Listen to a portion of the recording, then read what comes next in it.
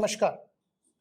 सहस्त्रार्ची channel के माध्यम से हम जो आध्यात्मिक चिंतन का एक नया क्रम शुरू कर रहे हैं, उसमें आज हमारे लिए सौभाग्य का विषय है कि आज हमें गीता जैसे गूढ़ विषय पर मार्गदर्शन देने के लिए, हमारा प्रबोधन करने के लिए एक दिव्य विभूति हमारे साथ उपस्थित है। जो वार्तालाप का, जो चर्चा का एक क्रम हमने अपने इस चैनल पर शुरू करा है, वह आज अपने आप में गौरवान्वित है। हम खुद गौरवान्वित हैं कि हम एक ऐसे व्यक्तित्व का साक्षात्कार कर रहे हैं जो अपने आप में भूवैज्ञानिक भी हैं, एक बहुत नामधन्य रिसर्च स्कॉलर और रिसर्चर भी हैं। इसके साथ ही उनने कई ऐसे जीवन तैयार करे हैं जिन्होंने अपने अपने विषयों में खूब सारा शोध का काम किया है। मैं परिचय करा रहा हूं ऐसी दिव्य विभूति का। आज हमारे साथ डॉक्टर बाबा साहब तराणेकर उपस्थित हैं। ये हमारा सौभाग्य है। नमस्कार। डॉक्टर तराणेकर एक ऐसा नाम है जो किसी भी परिचय का मोहताज नहीं है, और भूगर्भ विज्ञान में और अन्य विषयों पर गीता सहित आपका गूढ़ और क्लिष्ट अध्ययन है। समय समय पर इस अध्ययन का लाभ त्रिपदी परिवार लेता रहा है। यह बताने में बड़े हर्ष का विषय है कि देश भर में यह जो त्रिपदी परिवार है, इसकी 350 शाखाएं हैं, और इन शाखाओं के संरक्षक की भूमिका में, इसके भक्त परिवार के मार्गदर्शक की भूमिका में बाबा साहब उन सब का मार्गदर्शन करते हैं। आज हमारे साथ बाबा साहब हैं। यह हमारे लिए सौभाग्य का विषय है। चर्चा का क्रम मैं शुरू करता हूं। जैसा कि मैंने पहले कहा कि आज जो चर्चा होने वाली है वह गीता पर होने वाली है, लेकिन उससे पहले मैं जीवन चरित्र के विषय में बताऊं तो अनेक सम्मान श्री बाबा साहब तराणेकर को मिले हैं, जिसमें प्रमुख जीवन गौरव सम्मान, समाज भूषण, प्रवचन निधि, नाना साहेब पेशवा सम्मान, शंकराचार्य सम्मान, दीप स्तंभ सम्मान, कार्याध्यक्ष समाधि शताब्दी महोत्सव, आत्मीय सम्मान, वसुदेव प्रबोधनी सम्मान आदि प्रमुख हैं। तो मैं बातचीत का क्रम शुरू करते हुए एक आग्रह करता हूं कि हमारा यह जो परिवार है, हमारी यह जो फैमिली है, यह फैमिली गीता पर कुछ न कुछ लगातार हमारे इस चैनल के माध्यम से, इस पेज के माध्यम से सुनती रही है। आज उन्हें कुछ नया गीता के ऊपर, गीता के विषय में पता लगे, और आपने जो शोध कार्य करा है गीता पर, उसके विषय में थोड़ी सी जानकारी दें, और फिर मैं अपनी बातचीत को आगे बढ़ाता हूं। नमस्कार। मैं पहली बार इस प्रकार गीता के ऊपर जो मैंने शोध कार्य किया है, इसके बारे में यहाँ इंदौर नगर में इस प्रकार के भी लोग हैं, इनके बीच में यहाँ पहली बार मैं जब बात कर रहा हूँ तो मैं अत्यंत हर्ष का अनुभव कर रहा हूँ। भगवत गीता के ऊपर तो हो सकता है कि जब से गीता का लेखन हुआ है, भीष्म पर्व के अंदर कुल मिलाकर 122 अध्याय हैं। महाभारत का जो भीष्म पर्व है, जिसमें कहा गया है कि गीता का उसमें उल्लेख है, तो कुल 122 अध्याय हैं।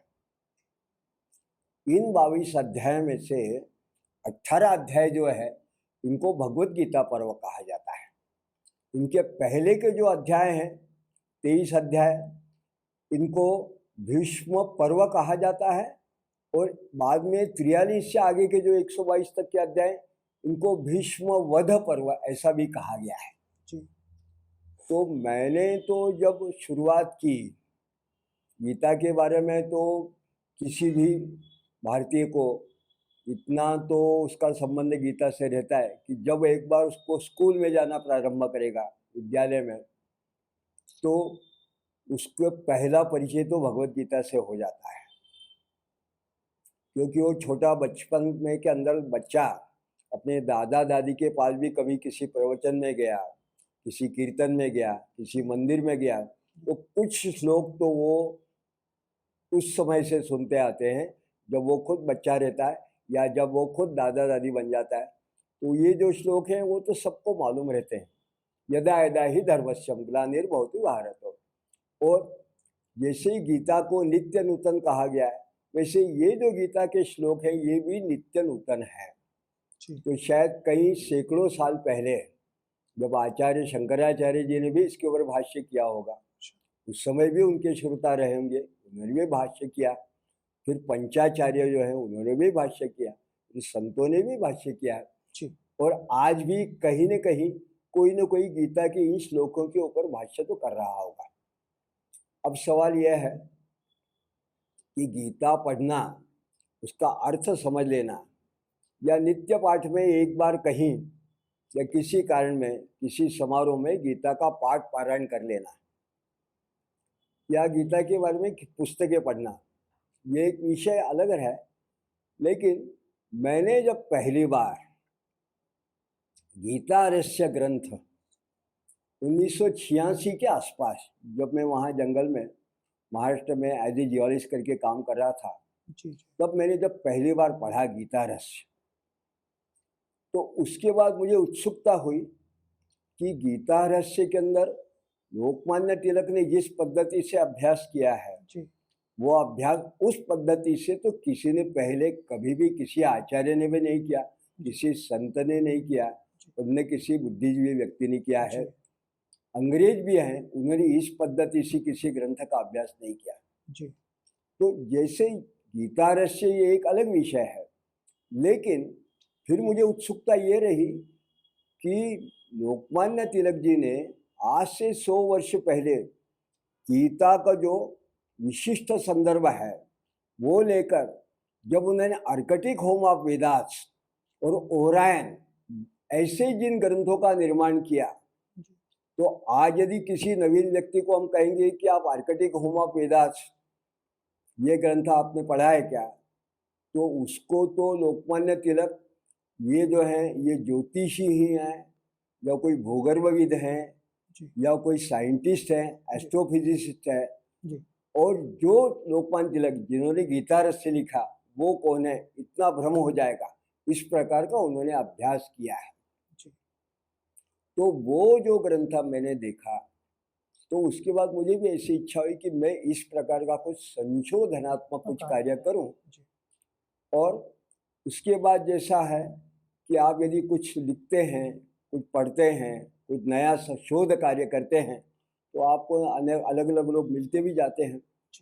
तो जब कुछ लोगों को मालूम पड़ा आज से 25 वर्ष पूर्व पुणे के अंदर कि बाबा साहेब तारणेकर गीता के ऊपर कुछ विशेष संशोधन कर रहे हैं, तो उन्होंने मुझे जब बुलाया, तो मैंने पुणे के अंदर जो विद्वानों के सामने सदाशिव पेठ के अंदर मुझे गीता के बारे में बोलना है, तो मैंने तो गीता के 15वें अध्याय का एक श्लोक के ऊपर अहम वैश्वानरो भूत्वा प्राणिनाम देहमाश्रिता प्राणापान समायुक्त पचाम्यन्नम चतुर्विधम, ये एक श्लोक के ऊपर 3 दिवस प्रवचन किया, एक श्लोक के ऊपर। तो उसके बाद जिसको हम महाराष्ट्र में गीतेचं माहेर घर बोलते हैं, जहाँ 100 वर्ष पुराना गीता धर्म मंडल है, वो गीता धर्म मंडल ने मुझे बुलाया कि हमें अच्छा लगा कि आप महाराष्ट्र के बाहर रहते हैं और आप तो ऐसी जगह घूमते भी हैं, लेकिन आप गीता के बारे में इस प्रकार का अनुसंधान कर रहे हैं, शोध कार्य कर रहे हैं। तो उन्होंने भी मुझे कहा, तो एक मैंने देखा कि वहाँ जो सुनने वाले थे वो अधिकतर श्रोता जो थे वो तो गीता धर्म मंडल से संबद्ध थे।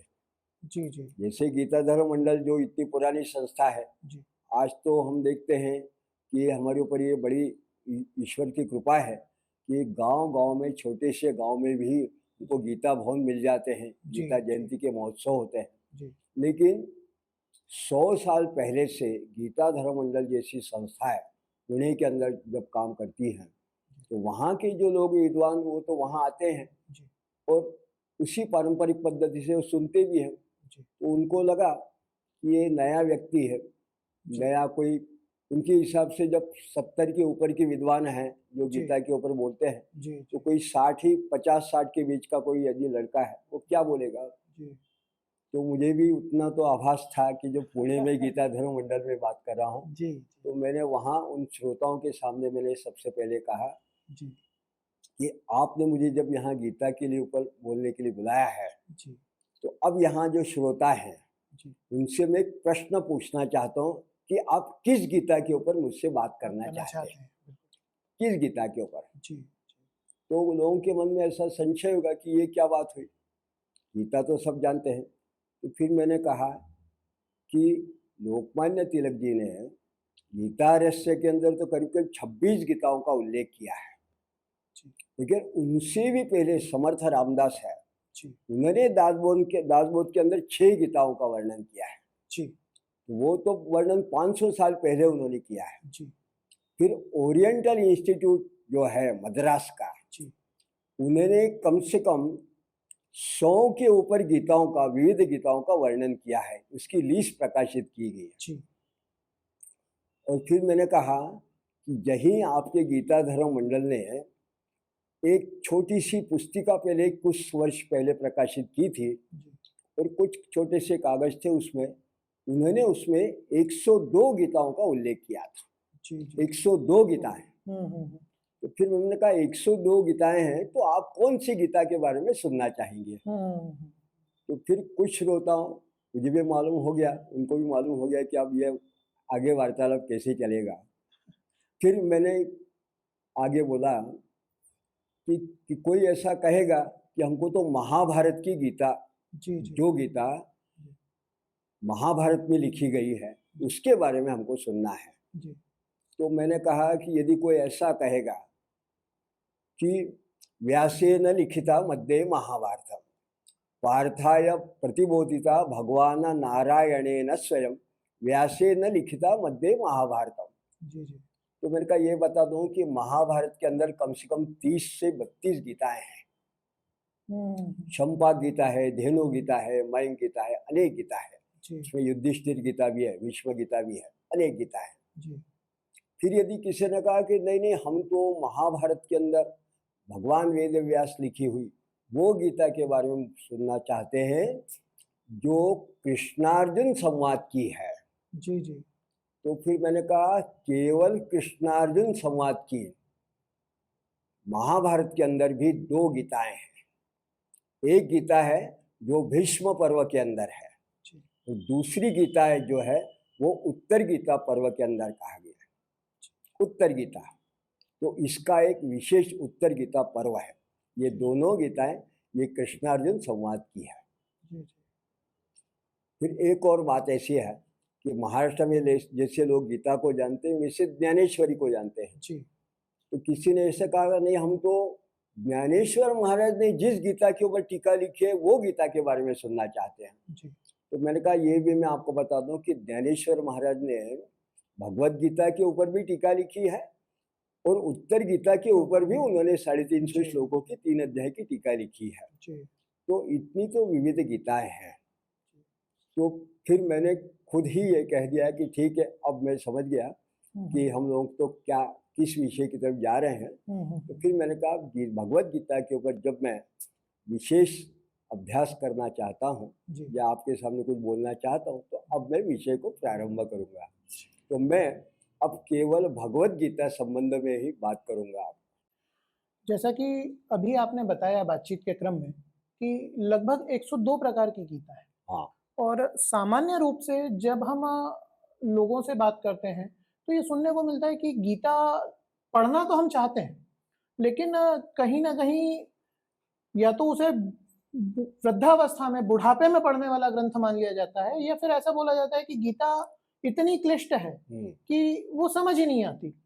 तो उस दृष्टि से मैं अपने चैनल के परिवारजनों के लिए पूछना चाह रहा हूं आपसे कि किस प्रकार से गीता का स्वाध्याय, अभ्यास और अध्ययन किया जाए कि जो गीता का मूल तत्व है, जो प्रत्येक हिंदू को पता होना चाहिए, वो हमारे दर्शक परिवार को पता लगे। ऐसा आग्रह है, इस पर हमारा मार्गदर्शन करें। जी। तो अब जैसे कि मैंने कहा कि मैं केवल भगवत गीता के ऊपर ही अपना विषय रखना चाहूँगा। जी तो सन 2003 से 5 के बीच में जब मैं अलग-अलग जगह पे गीता के ऊपर कुछ न कुछ बोल रहा था, जी तो महाराष्ट्र में 3 खंडों में गीतार्थ कोश जी इसका प्रकाशन हुआ। जी तो उसके जो संपादक थे उन्होंने मेरे पास कॉपी भेजी रिव्यू के लिए। जी उन्होंने कहा कि आप गीता के अभ्यासक भी हैं और आप जानते भी हैं, तो हमें इसके लिए बताइए। तो तीसरा जो खंड है उसका, वो गीतार्थ व्युत्पत्ति कोश है। जी तो प्रत्येक शब्द का गीता का जो शब्द है जी उसकी व्युत्पत्ति, जी किस ये प्रकार इसके बारे में। तो 3 खंडों में गीतार्थ कोश। जी इसकी विशेषता ये रही कि एक ही ग्रंथ में 28 विद्वान लोगों के, जिसमें शंकराचार्य जी से लेकर Annie Besant, doctor Radha Krishnan, Lokmanya Tilak, Tukaram Maharaj, Tulsidas ji, Marathi में मोरोपंत हैं, यहाँ से लेकर 28 लोगों ने गीता के ऊपर भाष्य लिखा है। इसमें तुकाराम महाराज ने भी गीता के ऊपर भाष्य लिखा है। जी ये मैंने पहली बार देखा। जी तो फिर जब वो मिले तो मैंने कहा आपको क्या लगता है? तो मैंने कहा आपने बहुत उत्तम इसका संग्रह किया है, लेकिन मैंने ऐसे देखा कि और भी कई लोग हैं जिसका इसके अंदर अंतर्भाव नहीं किया गया है। जी तो वो कैसा है? तो मराठी में या हिंदी, गीता जैसी है वैसी, गीता जैसी है तैसी, इस्कॉन की एक गीता मिलती है, जी जी स्वामी ऋषि भक्ति वेदांति उनकी है। फिर महेश योगी जी की उनकी गीता है। अड़गड़ानंद जी की है। हाँ, उनकी भी जी अनेक गीता है, अखंडानंद जी की है। जी जी तो ये सब जो गीता है, तो इनका तो अध्ययन करना मुश्किल है, जी चिन्मयानंद जी का जो है। जी जी लेकिन मैंने ऐसे देखा कि कभी-कभी क्या होता है कि जब आचार्य लोग जी अपनी पद्धति से गीता के ऊपर भाष्य करते हैं, जी तो उसको तो आचार्य भाष्य ही कहा गया है। जी तो शंकर भाष्य, ये तो गीता का भाष्य जी अद्वैत सिद्ध के लिए प्रसिद्ध है। जी जैसे उनका हो गया, तो रामानुजाचार्य का हो गया, मध्वाचार्य का जो का, जी फिर वल्लभाचार्य का हो गया। तो ये तो फिर द्वैत, अद्वैत, विशिष्टाद्वैत, जड़ाद्वैत, चिदाद्वैत, इस प्रकार के जब इतने भाष्य हो गए तो इसको तो वेदांत सब भाष्य हो गए। फिर संतों ने किया है, तो महाराष्ट्र के अंदर तो ज्ञानेश्वर महाराज ने जो गीता की वो अलग है, और स्वामी स्वरूपानंद है उनकी गीता भी है संतों की। जी फिर पंत कवि महाराष्ट्र में कहते हैं, जैसे केवल मराठी की बात करूँ तो मोरोपंत की अलग है, केशव इनकी अलग है। लेकिन इतनी गीता अलग अलग क्यों हैं? तो इसका कारण है कि प्रत्येक व्यक्ति जिसने ये गीता के ऊपर भाष्य लिखा है, वो जैसे ज्ञानेश्वर महाराज ने आज से 700 वर्ष पहले लिखा, जी श्री व्यासांचा मागोवा घेतो भाष्यकाराते वाट पुसितो। मतलब भगवान वेद व्यास का पूरा परिशीलन करते हुए और जो भाष्यकार हैं उनको भी पूरा समझते हुए उनके मार्ग का अनुसरण करते हुए, जी मी ही न पौतु किए जाने, मैं बहुत जानकार नहीं हूँ लेकिन मैं भी चलना चाहता हूँ। तो इस प्रकार ज्ञानेश्वर महाराज ने भाष्य किया। फिर वो भी हैं, फिर विद्वान लोग हैं, तो जिसमें डॉक्टर राधा कृष्ण ने भी गीता, फिर गीता ही इन्होंने भी लिखा है, विनोबा भावे ने गीता ही लिखा है, जी तो अरविंद जी ने गीता लिखा।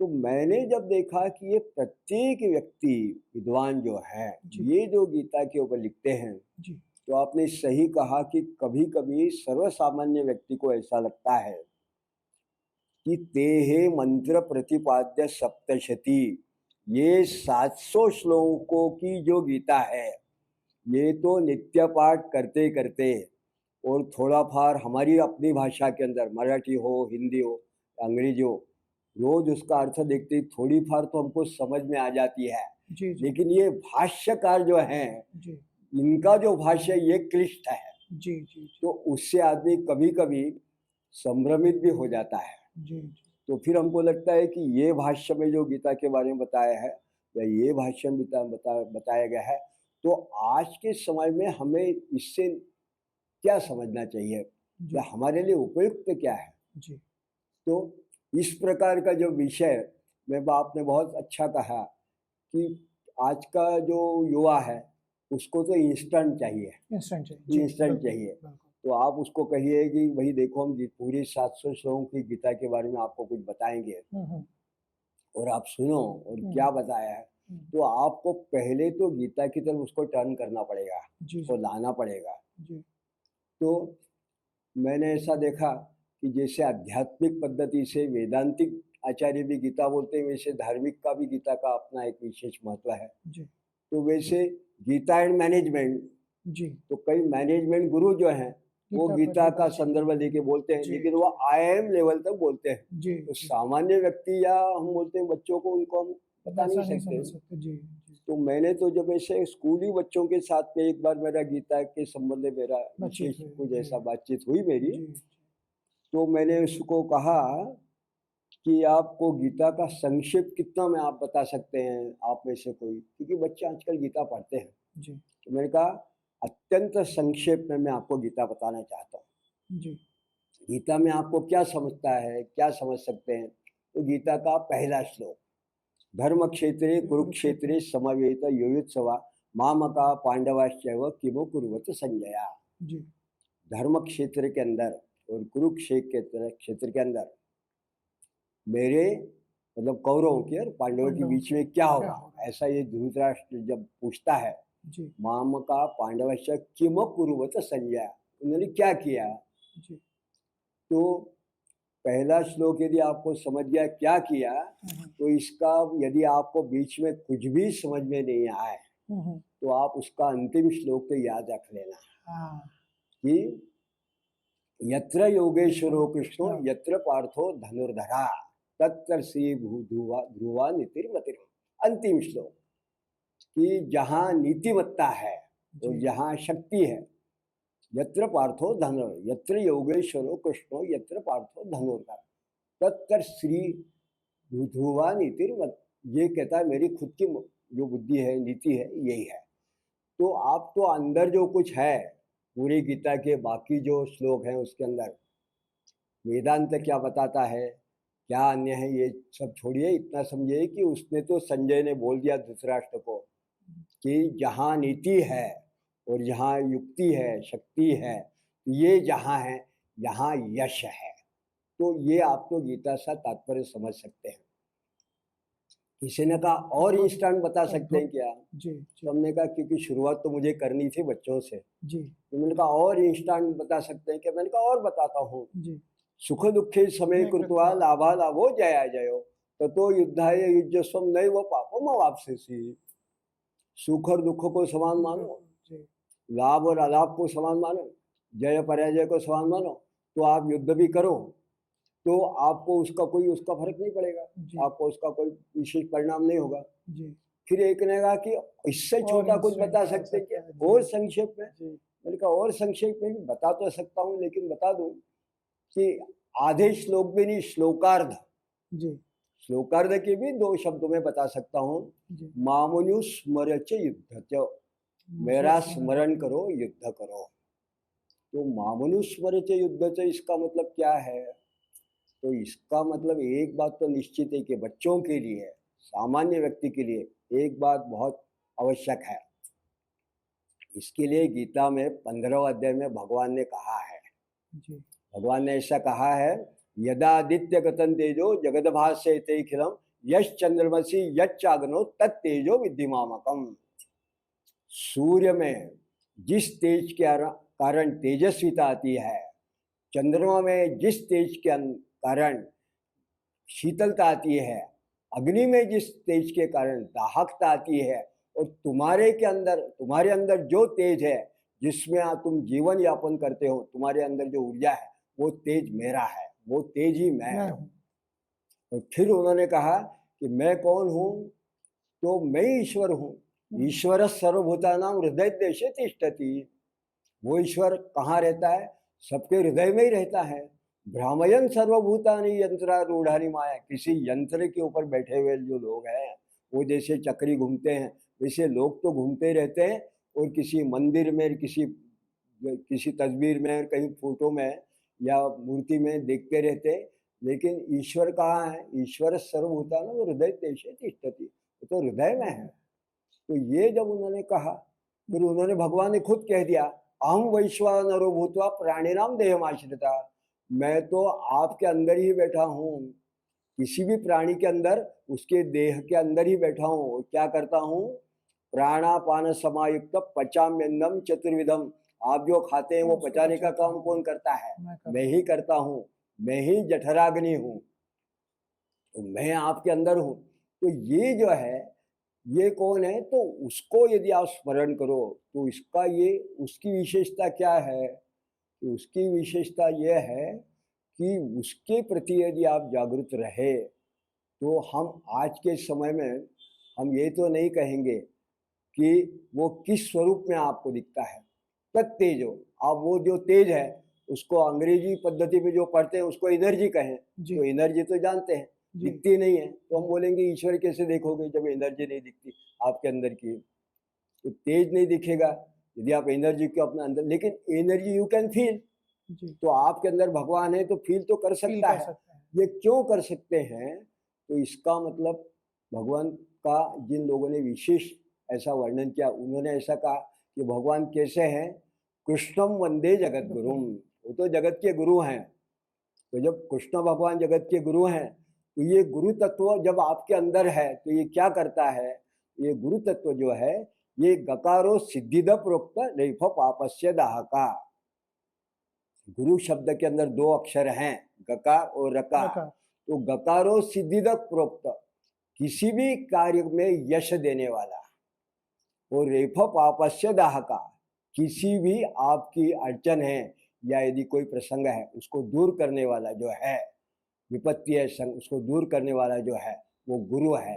तो ये कौन सा गुरु है? हृदयस्थ सद्गुरु, जो आपके अंदर बैठा है। क्योंकि कोई व्यक्ति यदि जंगल में है तो उसकी सहायता के लिए अकेला है तो कौन आएगा? या तो उसकी सत विवेक बुद्धि जो उसको बताएगी कि आपको किस दिशा में जाना है, और उसकी जो विवेक बुद्धि के साथ उसके अंदर की अंत शक्ति, गुरुवी शक्ति, जो उसको प्रेरणा देगी कि तुमको तो 10 किलोमीटर चलेंगे तब जंगल खत्म होगा, तभी आप बाहर निकलोगे। तो वो चलने की प्रेरणा और शक्ति देने वाला कौन है उसके अंदर? तो अंदर जो बैठा है वो है। तो प्रत्येक विद्यार्थी को या सामान्य व्यक्ति को इतना तो मालूम होना चाहिए कि ये जो अंत प्रेरणा हम जिसको बोलते हैं, या उसको आज के समय वाइटल एनर्जी बोलते हैं, ये वाइटल एनर्जी तो प्रत्येक व्यक्ति के अंदर है। तो ये जो है, इसी को हमारे परंपरागत पद्धति से गीता ने बोल दिया है कि ईश्वर सर्वभूतानां हृदय तेषे तिष्ठति, आपके तो हृदय में है। लेकिन अभी क्या होता है कि केवल ऐसे क्षणिक विचार से हम पूरी गीता को ऐसे ये सामने नहीं रख सकते, तो फिर उनके लिए तो हम कहते हैं कि एक तस्मात् गीता, ऐसी एक गीता आप रखें कि आपको नित्य पाठ में या दिन में आप कभी देखें तो आपको याद रहे। तो उसके लिए कुछ चुनिंदा श्लोक आप रख सकते हैं। गीता के बारे में वर्णन क्या करेंगे, वो तो खुद गीता का व्यास वेदवा जो है, वेद व्यास उन्होंने कर दिया है, क्योंकि उन्होंने लिखी है। तो उन्होंने जो 18वें अध्याय के बाद भीष्म पर्व का जो अध्याय है, तो उन्होंने कह दिया गीता सुगीता कर्तव्या, गीता ये इतनी सुगीता है, कर्तव्यो धर्म संग्रह। तो उसके बाद में किसी धर्म ग्रंथ की जरूरत ही नहीं है, भगवान वेद व्यास करते हैं। फिर भाष्यकारों ने, पुराणकारों ने कहा वेदत्रयी पर आनंदा, ये तो तीनों वेदों का सारांश है। फिर किसी ने कहा कि सर्वोपनिषदो गावो दुग्धा गोपाल नंदन पार्थो वत्स सुधीर भोक्ता दुग्धम गीतामृत महत। तो ये उपनिषद है। और गीता का जब हम प्रत्येक अध्याय के नीचे देखते हैं तो उन्हें क्या है, इति श्रीमद् भगवद गीता सु उपनिषत्सु, तो पहला क्या है? उपनिषद है। तो श्रीमद् भगवद गीता सु उपनिषद ब्रह्म विद्या योग शास्त्र कृष्णार्जुन संवाद है। तो आप जिस एंगल से देखोगे वैसा आप अभ्यास करोगे। या तो उपनिषद समझ के आप उसका अध्ययन करो, या ब्रह्म विद्या समझ के अध्ययन करो, या फिर उसका योग शास्त्र समझ के अध्ययन करो। तो हम देखते हैं कि लोग अपनी अपनी पद्धति से अध्ययन करते हैं, लेकिन सर्वसामान्य व्यक्ति है वो कैसे देखे? तो हमने कहा सर्वसामान्य व्यक्ति के लिए तो गीता इसलिए उपयुक्त है कि आज कोई भी व्यक्ति जब किसी भी समय किसी भी परिस्थिति में, जब व्यावहारिक दृष्टि से हम बोलते टेंशन में आ जाता है, तो कुछ लोग ज़्यादा टेंशन की वजह से डिप्रेशन में चले जाते हैं। जी तो ऐसे तो प्रसंग आते रहते हैं।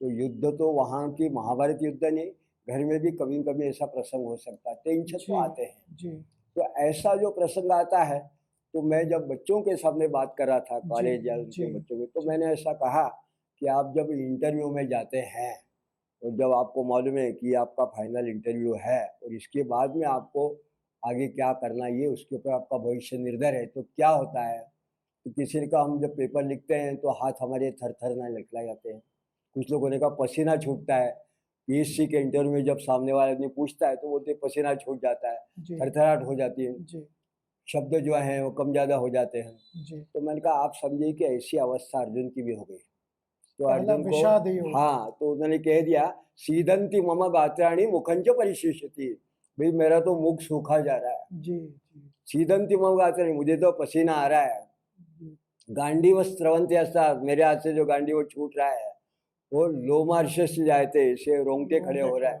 मतलब एक प्रकार की ये भावना उसके मन में पैदा हो इस प्रकार की। तो ये जब भावना पैदा हो गई, तो एक बात उस समय ऐसी थी कि उस समय भगवान कृष्ण उसके साथ में थे, तो उसने जब पूरी तरह से उसने जो भी कुछ गीता में कहा, तो उसने अपनी तरफ से वर्णन कर दिया कि मैं क्यों नहीं करना चाहता, तो जायते वर्ण संकर हो जाएगा, पाप हो जाएगा, जी ये सब हो जाएगा। लेकिन उसने आखिर में एक बात जरूर थी, उसने भगवान कृष्ण को ऐसा कहा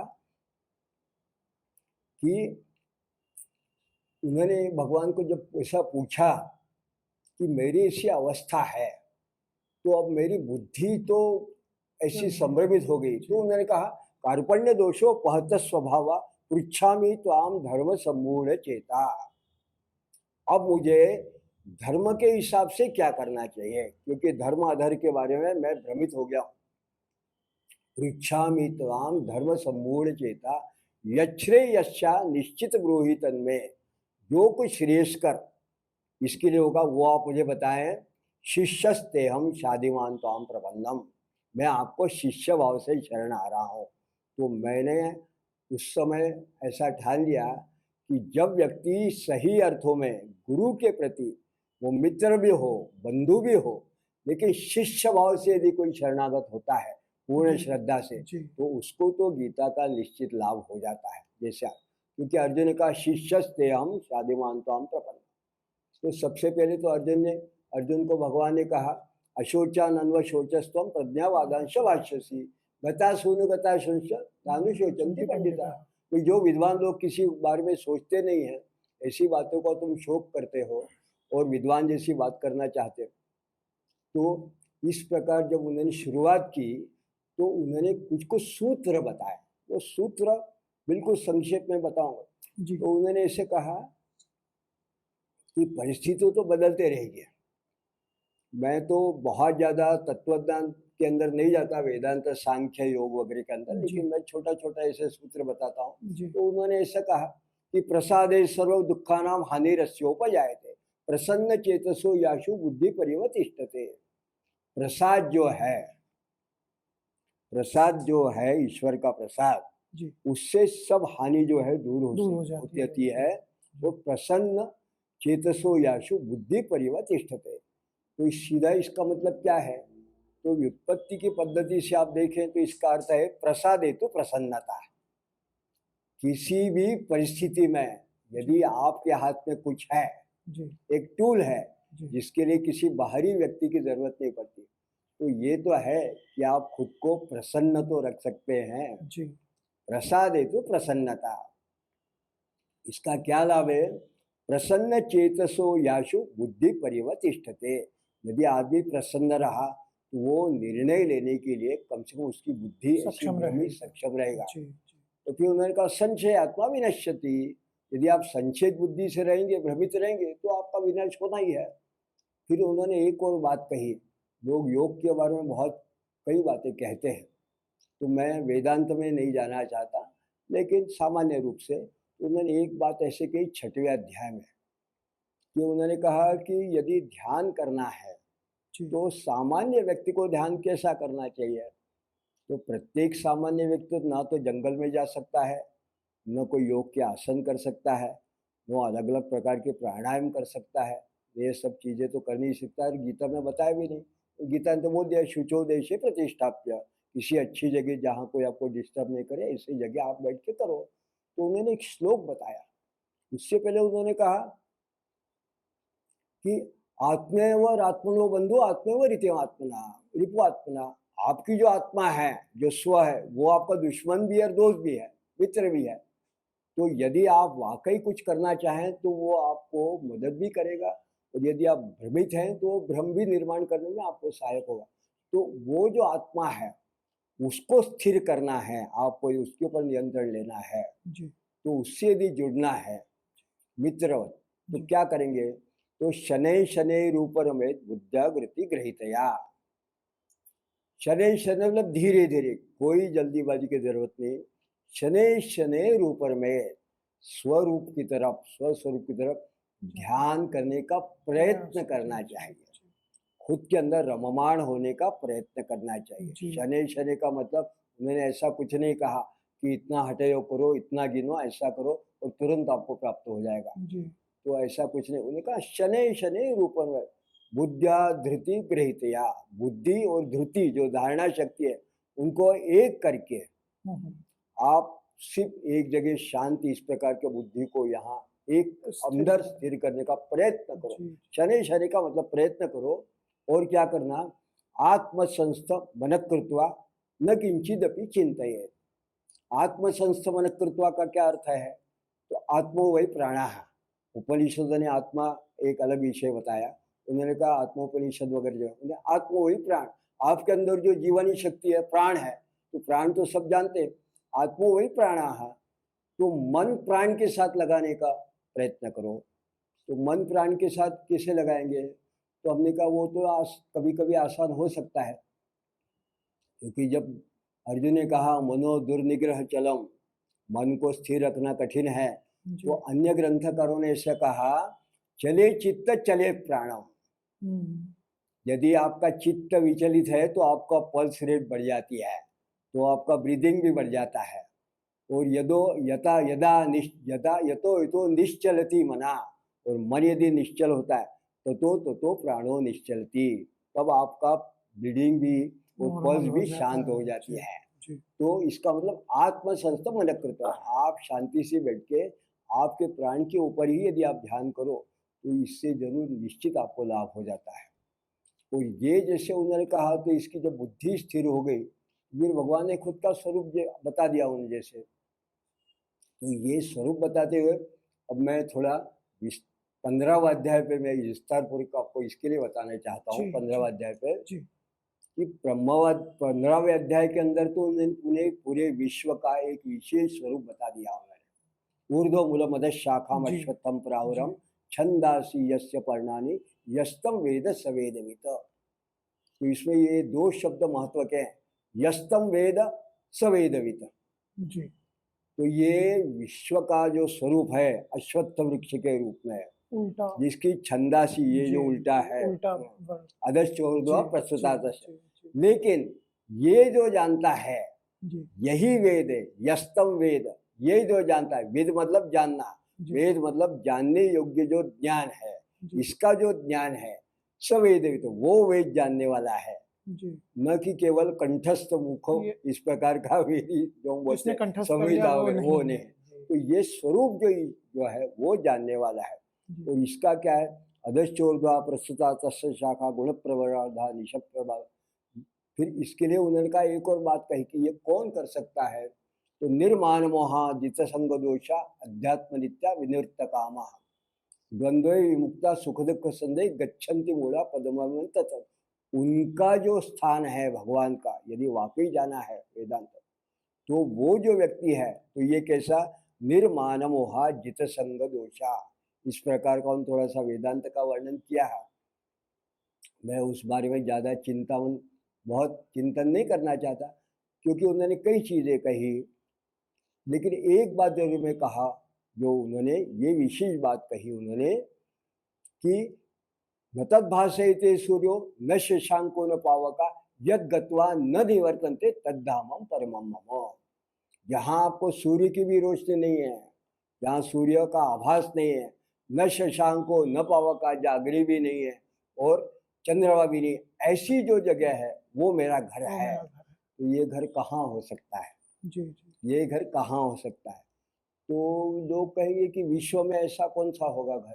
तो किसी ने कहा ब्रह्मम जानाति स ब्राह्मणा, तो ब्रह्म जो है वो ईश्वर का स्वरूप होगा। तो हमने कहा वो ब्रह्म जो है, वो जो ईश्वर है, तो वो तो ब्रह्मांड के अंदर कहीं होगा, लेकिन ये जो ब्रह्म है वो ब्रह्म हमारे अंदर भी तो है। जी हमारे अंदर भी जो ब्रह्म है, तो ये जो हमारे अंदर का जो ब्रह्म है, ये ब्रह्म भी उसका ही स्थान है। तो यहाँ जो उसके अंदर जो है, तो उन्होंने कहा वो तो, उन्होंने फिर उसको एक्सप्लेन भी कर दिया कि जो उन्होंने कहा कि यदादित्य गतन तेजो जगदभाष्य इत्यखिलम यश चंद्र विषी अच्छागनो। तो उन्होंने कहा जो सूर्य चंद्र का यहाँ भी संदर्भ दिया, लेकिन उस समय उन्होंने कहा कि वो जो मैं हूँ वो आपके घर में रहता हूँ, आपके हृदय में रहता हूँ। तो उनका घर कहाँ है? हमारे हृदय में है, वो हमारे पास में है। जी लेकिन इसके बाद में उन्होंने गीता में एक विशेष बात कही, जो हम ऐसा कह सकते हैं कि किसी भी विज्ञानवादी के लिए सोचने के लायक है। जी तो उन्होंने ऐसा कहा, द्वामिमो पुरुषो लोके क्षरक्षाक्षरे विचार। जी तो दो प्रकार से मैं रहता हूँ इस विश्व में। तो एक क्षर है जिसका क्षरण होता है, जी बच्चा हुआ, युवा हुआ, बूढ़ा हो गया, चला गया, मकान हुआ, गिर गया, मिट्टी में मिल गया, उसका क्षरण हुआ। और अक्षर है जो अक्षरम ब्रह्म स्वभावो, जी स्वभाव अध्यात्म उच्चते, जो आत्मी के अंदर है, अक्षरम ब्रह्म, वो अक्षर ब्रह्म है, वो तो हमारे अंदर है, उसका नाश नहीं होता। तो वो जो है, लेकिन इससे अलग है वो क्या? क्षरक्षाक्षरे क्षर सर्वाणि भूतानि कूटस्थो अक्षर उच्चते उत्तम पुरुषस्त्व अन्यः। इससे अलग एक पुरुष है, पुरुष अन्य, अन्य एक पुरुष है। ये कैसा है? ये दोनों से अलग है।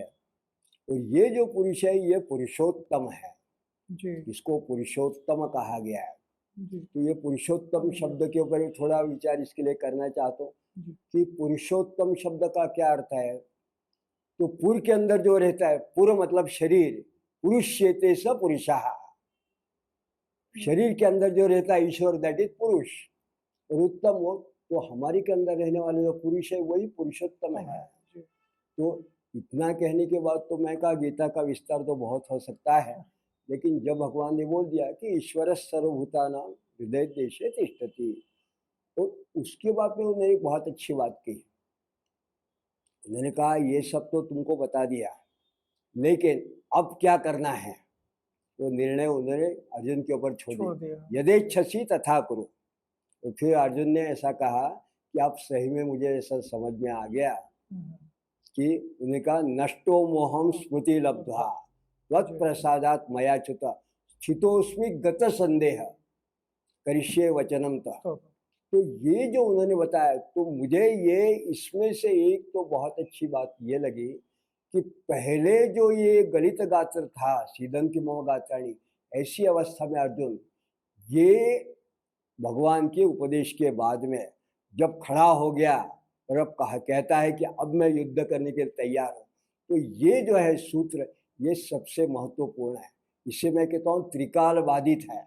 ये तो किसी भी युवा के लिए, किसी भी व्यक्ति के लिए पूरे विश्व में है कि ऐसा व्यक्ति इस प्रकार की यदि चिंतन से खड़ा हो सकता है, तो आपको और फिर अध्यात्म की क्या विषय। जी जी।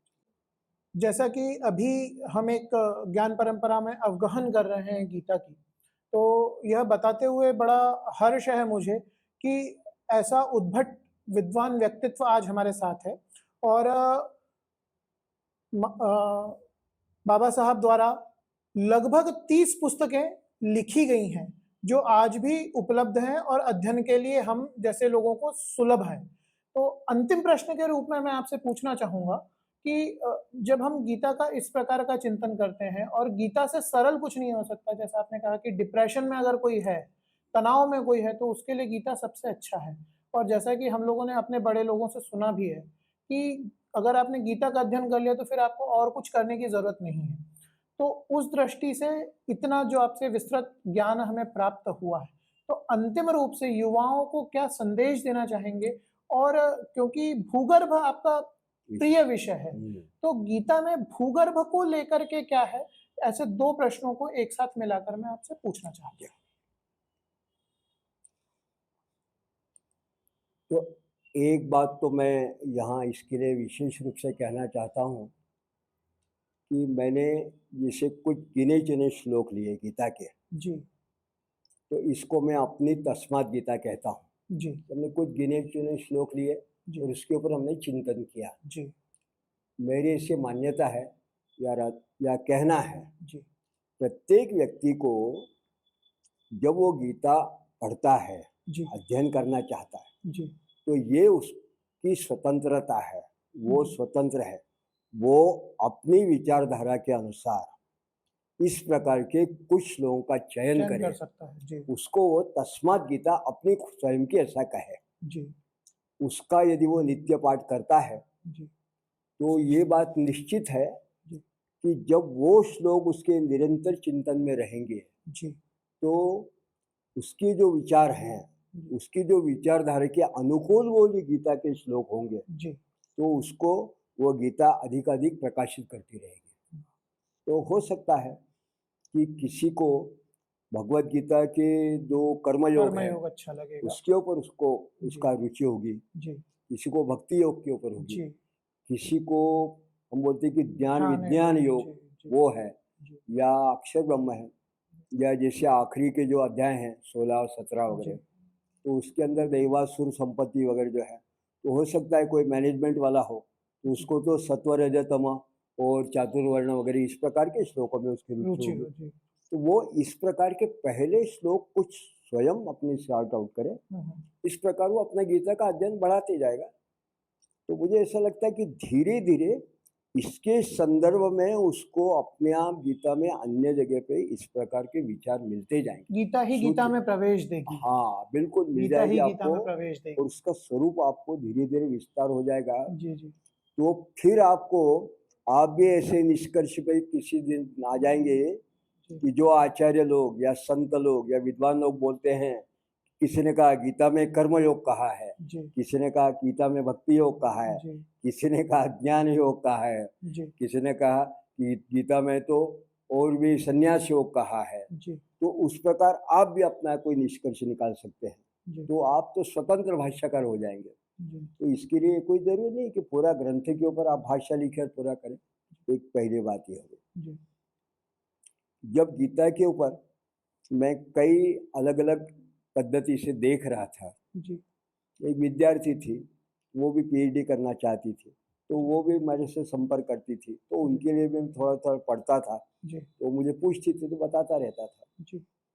तो मैंने ऐसा देखा कि गीता के अंदर कुछ सूत्र ऐसे हैं, जैसे उन्होंने कहा कि हमने देखा कि बहुनी में व्यतीता नहीं जन्मनी तव चार्य, ये जो श्लोक है, तूने अपरे जन्म जो है मनवा और तुम्हारा तो जन्म अभी का है, ऐसा जो उसके अंदर चौथे अध्याय में है। तो उन्होंने कहा कि कई ऐसे जन्म हो गए जो तुम्हें ध्यान तो नहीं, तुम्हारे ध्यान में, लेकिन मुझे सब याद है। तो ये जो हमारी परंपरागत विशेष है हमारी धर्म की, कि हम पुनर्जन्म पे विश्वास भी करते हैं और जन्म जन्मांतर, लेकिन भगवान तो वहाँ है। उन्होंने कहा वो तो रहते हैं। तो ये जैसे एक विशेष पद्धति की उसमें सब, वैसे उन्होंने एक संदर्भ दिया है धूम्र मार्ग और शुक्ल मार्ग। ये धूम्र मार्ग और शुक्ल मार्ग जो है, उन्होंने ऐसा कहा कि जो धूम मार्ग है उसके अंदर यदि कोई जाता है, मतलब दक्षिणायन में, तो दक्षिणायन में जाता है तो उसको वापस आना पड़ता है। उत्तरायण में जैसे भीष्म ने देह त्याग किया, उत्तरायण में गए प्रकाश के मार्ग से जाएगा, तो शुक्ल मार्ग कहा। तो लोकमान्य तिलक जी ने जब इसके ऊपर चिंतन किया तो उसके ऊपर से उनको कल्पना आ गई आर्कटिक होमा पेदास।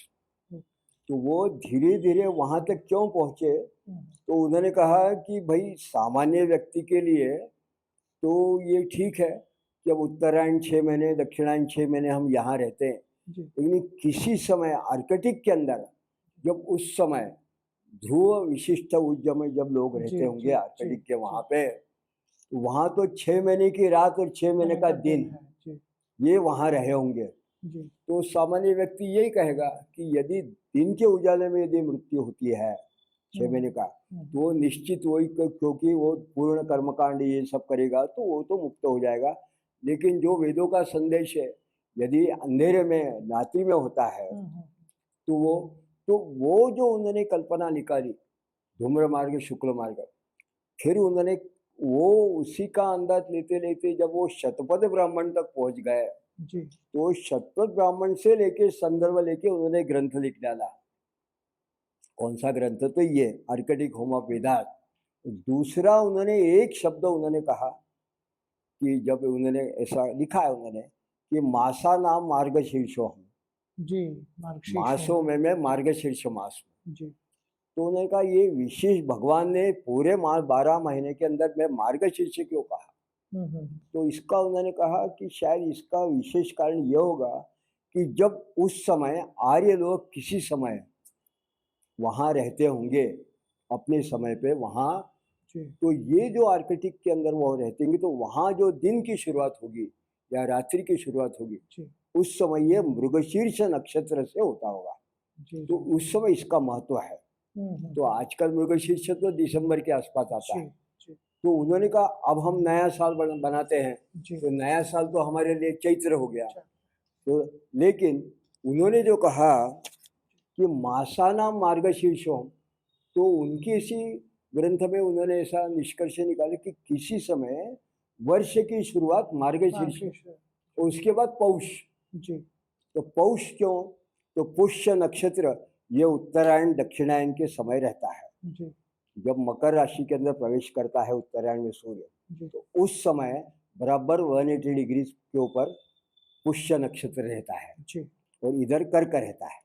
तो फिर उन्होंने कहा कि ये जो वर्ष का है वो, तो इसके लिए उन्होंने तो ये पूरा गणित उन्होंने उसी ग्रंथ के एक संदर्भ के आधार पर लिया, ये मासाना सारा मार्गशीर्ष ये सारा पूरा, भूगर्भ विज्ञान है। हाँ उसके अंदर ही उन्होंने लिया। फिर मैं आपको बता दूं कि मैंने जब वास्तुदोष चिकित्सा विज्ञान जी ये पुस्तक मेरी 96 में प्रकाशित हुई जी मुंबई के अंदर, जी वास्तुदोष चिकित्सा विज्ञान, तो उसके अंदर मैंने एक श्लोक लिखा था, अहम वैश्वानरो भूत्वा प्राणिनाम देहमाश्रिता प्राणापान समायुक्त पचाम्यन्नम चतुर्वेदम।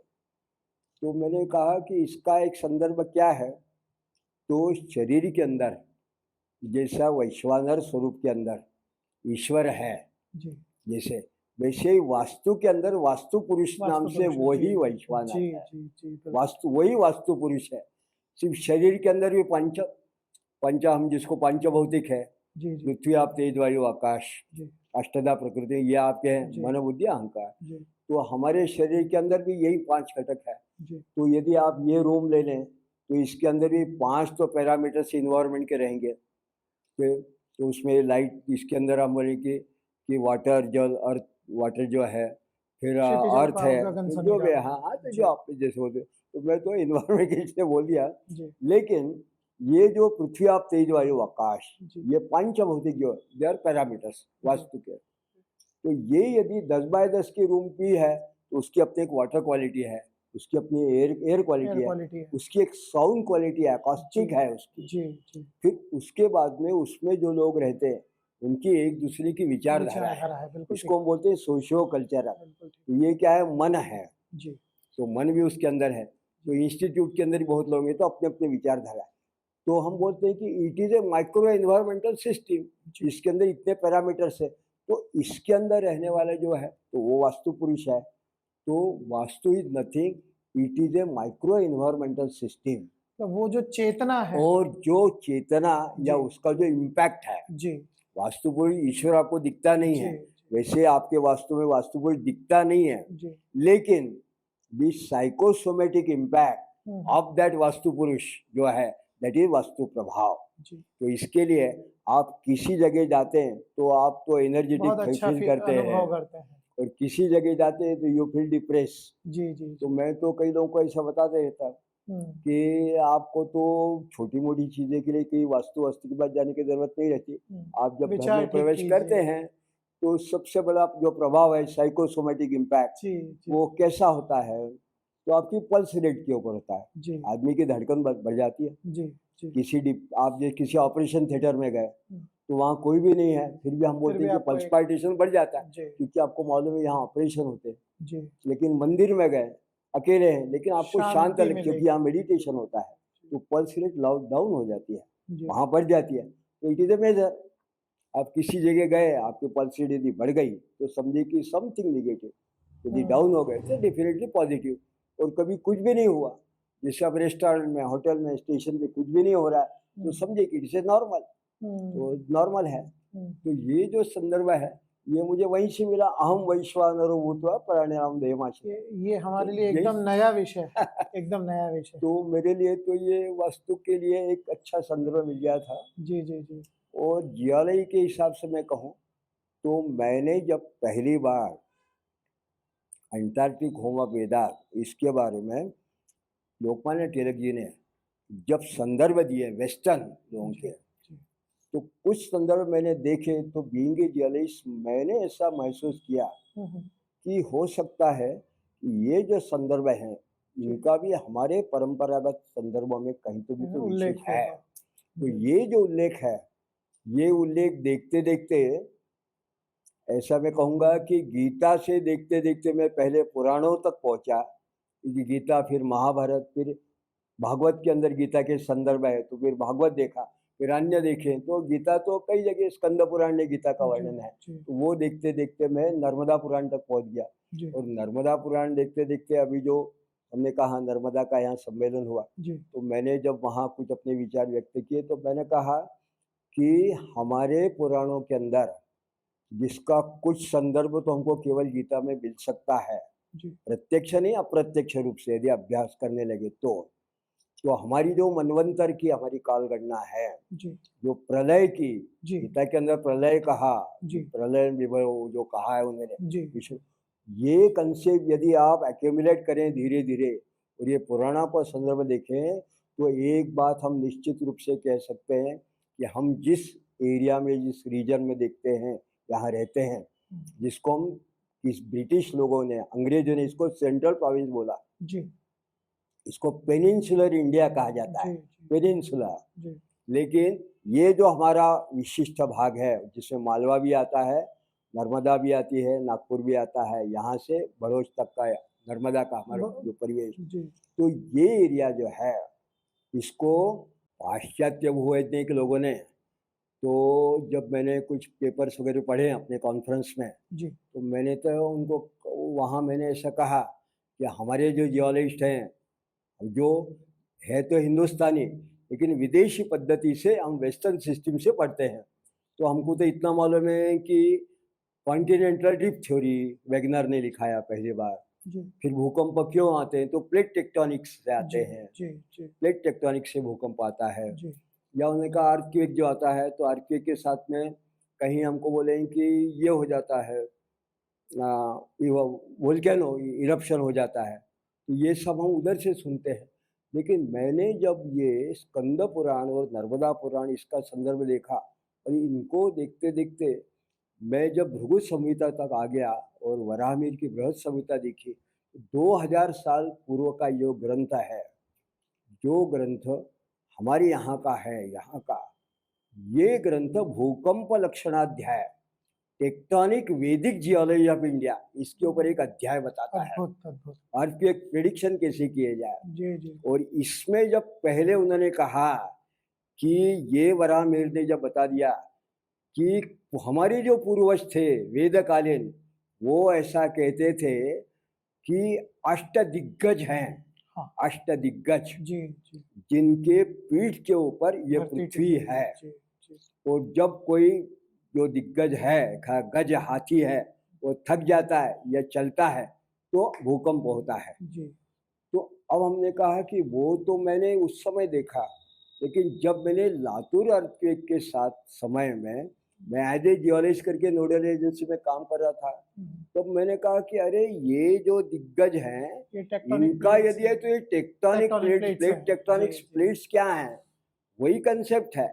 जो प्लेट्स हैं, इनके ऊपर हमारी पूरी धरा पृथ्वी है, टिकी है ये प्लेट जब हिलती हैं तो अर्थक्वेक आता है। जी जी लेकिन उन्हें जैसे वो भी कहा, उसके साथ एक विशेष बात उन्होंने कहा कि अर्थक्वेक कैन बी प्रिडिक्टेड।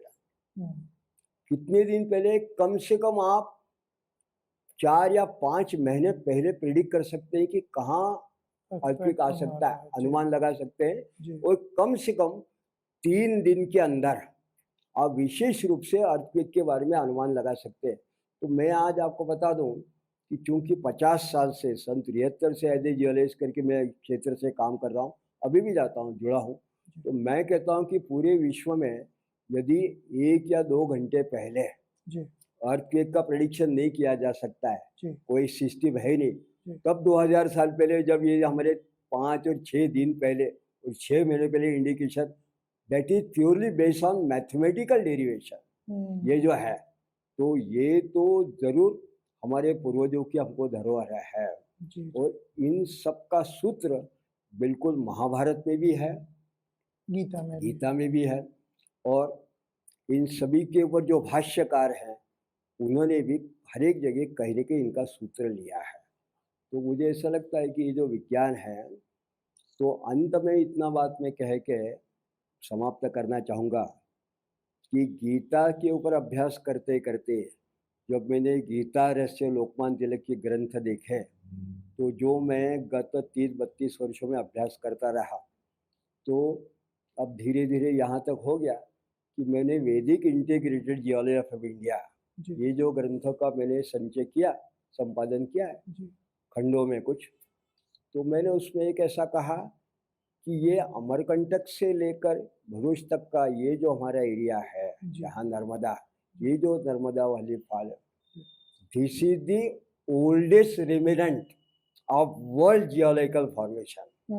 पूरे विश्व के अंदर एक ही ऐसा सबसे प्राचीनतम ऐसा भूपृष्ठ है जिसके अंदर ओल्डेस्ट आर्कियन से लेके साकोली से लेके हमारे एरिया में पूरे नर्मदा एल्यूवियम तक भलोच की जो रेतीली मिट्टी, वहाँ तक का पूरा सेक्शन मिल जाता है। बाकी इस प्रकार का सेक्शन हमको अन्यत्र कहीं नहीं मिलता, और ये इसके लिए ये सही अर्थों में धरोहर है जो पुराणों में हमको दी गई, लेकिन सामान्य व्यक्ति यहाँ नहीं जाते। तो हो सकता है कि आपके माध्यम से लोग धीरे धीरे गीता और विज्ञान, गीता और पर्यावरण विज्ञान, गीता और आयुर्वेद विज्ञान, क्योंकि जिसके अंदर सात्विक राजस तामस आहार भी बताया गया है, ये तो दिनचर्या ऋतुचर्या ये तो आयुर्वेद के लोग पढ़ते हैं, तो वो भी गीता में है। तो प्रत्येक विषय का कुछ न कुछ सूत्र में गीता में मिल जाएगा, सिर्फ ढूंढने की जरूरत है। तो इसी के साथ में समापन करता हूँ। शांति तुष्टि पुष्टि चास्तु शुभम भवतु। बहुत सारा धन्यवाद आपको, जो इतने महत्वपूर्ण विषय पर इतने सहज और इतने सरल शब्दों में हम लोगों को समझाया। निश्चित तौर पर हमारा दर्शक परिवार, हम खुद इसका अवगहन लगातार करते रहेंगे। इसी के साथ धन्यवाद।